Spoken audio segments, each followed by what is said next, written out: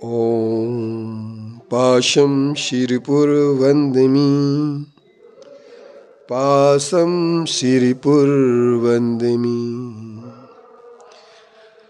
पाशं शिरपुरवन्दिमि पत्रं यत्र विहायसि प्रविपुले स्थातुं क्षणं न क्षमं तत्रास्ते गुणरत्नरोहणगिरि यो देवदेवो महान् चित्रं नाट्य करोति कस्य मनसा दष्टापुरे श्रीपुरे सश्री पार्श्वजनेश्वरो विजयते दिग्वासिषां शासनम पत्र टिके न जहाँ अधर में गुण रत्नों का गिरिवर हो कितना विस्मय किसे नहीं हो चलो देख लो सिरपुर को देवों के भी देव पार्श्वजिन अंतरिक्ष में शांत रहे युगों युगों तक दिगंबरों का जिन शासन जयवंत रहे।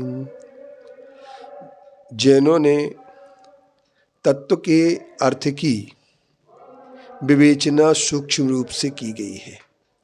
भगवान महावीर के दर्शन में उनके सिद्धांतों में तत्वार्थ की विवेचना की गई है। इसी तत्वार्थ की विवेचना को परम पूज्य आचार्य श्री विद्यासागर जी महाराज जी ने अपने उपदेशों और अपनी वाचनाओं के माध्यम से हर समय अपने शिष्यों को साथ में श्रावक गणों को भी उपदेश दिया है। तत्वार्थ सूत्र नामक छोटे से ग्रंथ को 357 सूत्र के आचार्य दिगंबर जैन आचार्य उमा स्वामी द्वारा रचित इस ग्रंथ की जितनी भी वाचना विवेचना की जाती है उतना ही रस मिलता है, स्वाद मिलता है।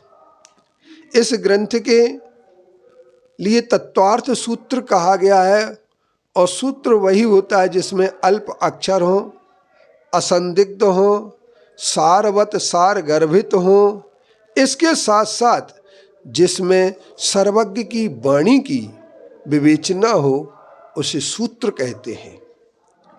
ऐसे तत्वार्थ सूत्र ग्रंथ की रचना में सबसे पहले नंबर आचार्य उमा स्वामी जी ने मोक्ष मार्गस्य नेतारम वेत्तारम कर्म भूवृताम ज्ञातारम विश्व तत्वानाम वंदे तद्गुण लब्धये। यह एक मंगलाचरण किया गया और इस मंगलाचरण को टीकाकारों ने स्वीकार किया है।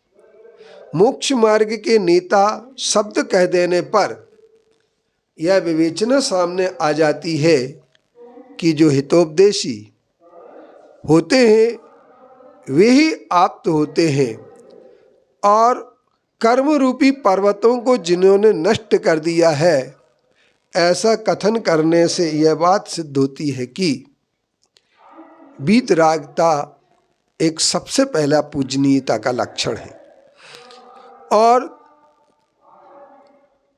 ज्ञातारम विश्व तत्वानाम ज्ञातारम विश्व तत्वों के ज्ञाता जो होते हैं अर्थात सर्वज्ञ जो होते हैं, वीतरागी, सर्वज्ञ और हितोपदेशी, इन तीनों की जहाँ पर मेल हो जाता है, जहाँ पर वीतरागता, सर्वज्ञता और हितोपदेशता पाई जाती है, वे ही हमारे पूज्य आप्त होते हैं। और उन्हीं आप्त के लिए हमारे आचार्यों ने तद्गुण लब्धये वंदे, उनके गुणों की प्राप्ति के लिए मैं वंदना करता हूँ, यह स्पष्ट बात आ जाती है। अब तत्व क्या है और तत्वार्थ क्या है, इस पर विवेचना जब हमारे सामने आती है तो तत्व वह कहलाता है जो द्रव्य से द्रव्य के भाव को प्रकट करे। तस्य भावम भवे तत्वम, उस द्रव्य के भाव को प्रकट करने वाले को तत्वार्थ कहते हैं। और जिसमें जीव, अजीव, आश्रव, बंध, संवर, निर्जरा, मोक्ष, ये सातों चीज़ें जिस पदार्थ में घटित हो जाती हैं उस पदार्थ को अर्थ कहते हैं और इसी से बन जाता है तत्वार्थ। और इसी सूत्र के लिए आचार्यों ने बिल्कुल स्पष्ट तौर पर कह दिया है, इसी का नाम है तत्वार्थ सूत्र।